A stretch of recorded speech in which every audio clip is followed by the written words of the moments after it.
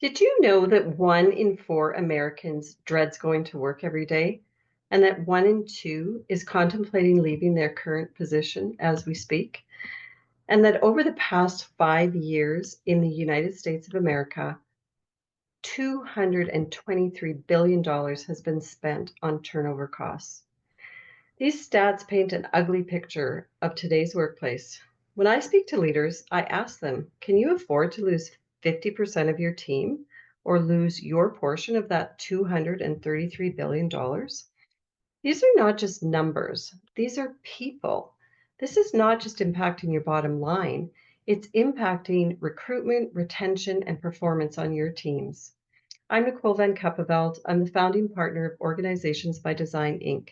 We provide leadership development and coaching for leaders and their teams. I create and facilitate transformational leading edge leadership programs. My approach has been curated over 3 decades and focuses on creating connections, collaborations, and community in the workplace and why it matters. I first became really passionate about fixing toxic workplaces when I was a young OT working for a health rehab company, where I counseled over 1,000 people in the decade that I worked there. I figured out over that time that it wasn't just the workplaces that were making these individuals sick.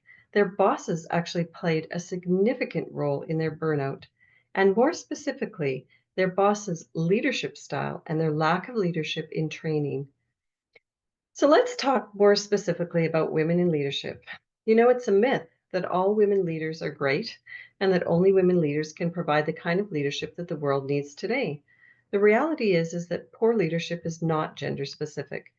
In my experience, I had a man that hired me not once but twice, and he was the best role model and mentor for the leadership style that I use today. He was able to balance the masculine and feminine qualities, embodied connection, collaboration, and that sense of community. I have also been on a she-led team and have endured a few female bosses who, instead of leveraging my capacity, perceived me as the woman they felt they needed to compete against. They felt threatened, and a couple of them took me out. One of those female leaders fired me after I'd spent 18 months as the area director of a home health agency, and by that, I mean it was a profitable year, and we had secured our first ever $250,000 client. Under my leadership, we addressed significant gaps, and an intensive internal audit resulted in significant improvements in quality and care for our patients. But like those 1,000 clients I had counseled that first decade, I also know what it's like to dread going to work every day, to actually feel physically sick, because I worked for a boss as a member of a senior executive state team who took every opportunity to belittle us. She was um, someone who told us that she should be cloned like Dolly the sheep because really we were quite inept at being able to do our jobs. Being in that environment was really difficult. And 6 weeks into that job, my employment was terminated. The HR director said to me, Nicole, this has nothing to do with you. Well, you've probably had some experiences with bad bosses who are women too. It's more common than we think. Research shows that as a result of our evolution as women, we have a competitive streak in us. It's called relational aggression, and some of us know it as mean girl behavior. And sadly, it continues today at all levels of leadership, including executive suites. But it only happens if we allow it to. I've learned that there's another way. To evolve as women leaders, we need to lift one another up, amplify, sponsor one another. We need to ensure that when we rise as women, that we go back down that elevator and bring those other women up with us. Here are 4 strategies for you to become a better leader. One of them is to cultivate mentorship and sponsorship opportunities. The second is to encourage a collaborative leadership approach. 3, support leadership development programs for women. And number 4, encourage, recognize, and celebrate others. But to suggest that this is all we need would be foolhardy because I know from my own experience and research that it's not enough.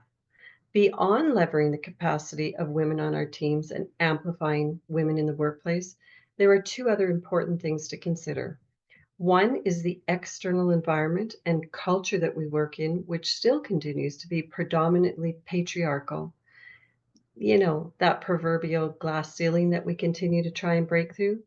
But the other, even more important one is an internal, the inner glass ceiling, which is the number one barrier that we as women need to break through in order to reach our full potential. The good news is my organization can help you. Do you want to take a deeper dive and find out how you can feel more powerful as a woman in leadership than you ever thought possible?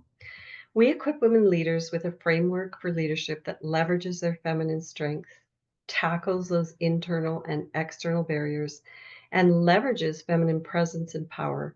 We use a woman-centered approach, and you will learn in a safe environment.